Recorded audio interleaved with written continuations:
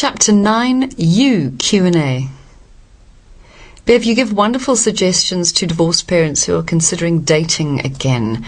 And I'm quoting here, "There's plenty of good time to be dating and being open to the possibility of better opportunities. But while you're in the middle of upsetting the living arrangements and organizational structure surrounding your family, that's not prime dating time. Build the fort up again for them, fortify the foundations of their security, and then head out to add to your personal life and your family." So you're not suggesting that people don't have a personal life, just that they wait until there's a modicum of stability in the household first. Is that right? Absolutely. And it's twofold, very much twofold. The one is, children need to feel safe. They need to feel contained. They need to feel like their living arrangements work for them. And at least in some measure, that there is a stability or a new stability starting to form when one of the partners has been ripped out of the home. The other thing is that if you have just come out of a relationship that has not worked, and generally that is for good reason, either the two of you were not meeting each other's needs, the two of you did not have a healthy enough sense of your own self to know what needs you needed met or not needed met, and you couldn't communicate it, or whatever it is, we draw to ourselves whom we are, not who we wish we were, not who we want. And that's why we can have the really dysfunctional person dreaming of the Hollywood superstar and getting stumped when the Hollywood superstar doesn't walk in. Like, how's that possible? How did I get you? That's not who's on my wall. That's not who I'm wishing for, because we draw to ourselves who we are. And we cannot draw to ourselves anybody else. So if I'm at a space where I don't truly value myself, I don't truly know who I am, I don't truly have a great sense of my worthiness and my capabilities, I can only draw to myself somebody who has the same resonance, who is in the same place. I might wishfully thinking draw to myself the ideal human being, but it's not going to happen.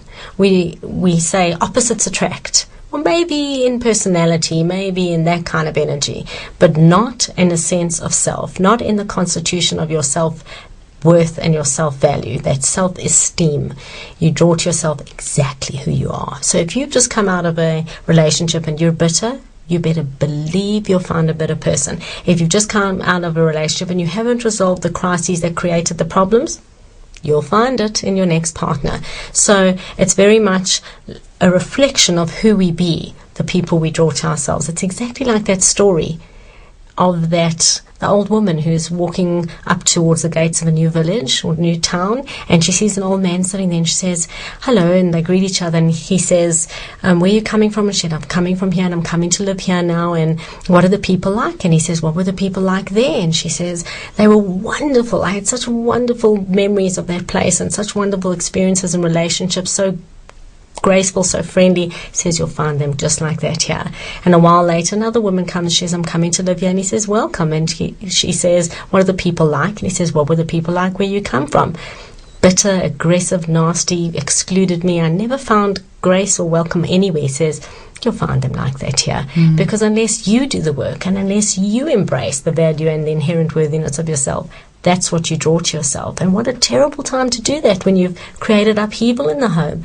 Do some work. Let go of some unforgiveness. Get someone to help you process what was conflictual for you so you have a better chance in your next relationship.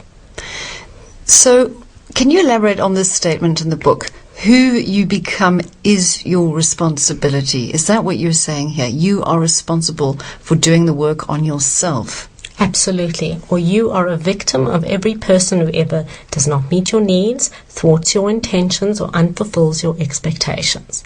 If I do not have the resource of my own value, my own honoring, my own love, and my own worthiness coming from inside of me, I constantly look outside for that to be filled. And if I do that, I am a victim of every person who lets me down, doesn't fill me up enough, etc. You have to take responsibility for you and how you respond to things and what you say. Otherwise, I can say, "Well, Kelly, it was your fault." "What do you mean?" you'll say to me. "What do you mean? You said something very cruel to me." "Yes, but if you hadn't done that, I wouldn't have done this." And that's exactly what I'm talking about. We have to take responsibility. You can say something that's very hurtful to me. Whether or not I respond in a way that's equally hurtful, my responsibility. I have to do that work to be able to say, "Kelly, that was very hurtful. I'd really prefer we didn't speak like that. And I would prefer that if we're going to engage and you're upset with me, that you say it to me like this or like that. And that's so important. If we don't do that work and source the places where we can do that work, we remain victims to the pain other people in our perception create for us. So for me, that actually sounds quite empowering for people. Hugely empowering if you do that work. It's immensely empowering because I no longer have to source my value from you. I know I'm valuable. Therefore, when I engage with you and I interact with you, if you do not mirror that value for me, I recognize two things. One, either you're afraid of intimacy and vulnerability and you won't measure that value for me, or two, you are not the right person for me to be involved with. And I can honor that without saying, no, I have to cling to you, I have to stay with you, and maybe it will be, and there seems potential, and it will be nice, and occasionally there's glimmers of it, and people do that all the time. In the hope that it will get better, I'll just stay here. Because I'm not valuable enough to distance myself from this. I might not survive it if I'm on my own. But if I am my own internal resource of value, worthiness, and love in the world, and I bond with other people because I want to, not because I need to, I'm always in a space of disempowerment, and I will join myself in relationships and friendships and whatever that are not in my best interests. And in reflection years later, I go, yeah, I can see why that wasn't good or whatever. But in the moment, it's because I wasn't honoring myself. Thank you, Bev. That brings us to the end of Chapter 9. Join us for Chapter 10, Part 1 up next.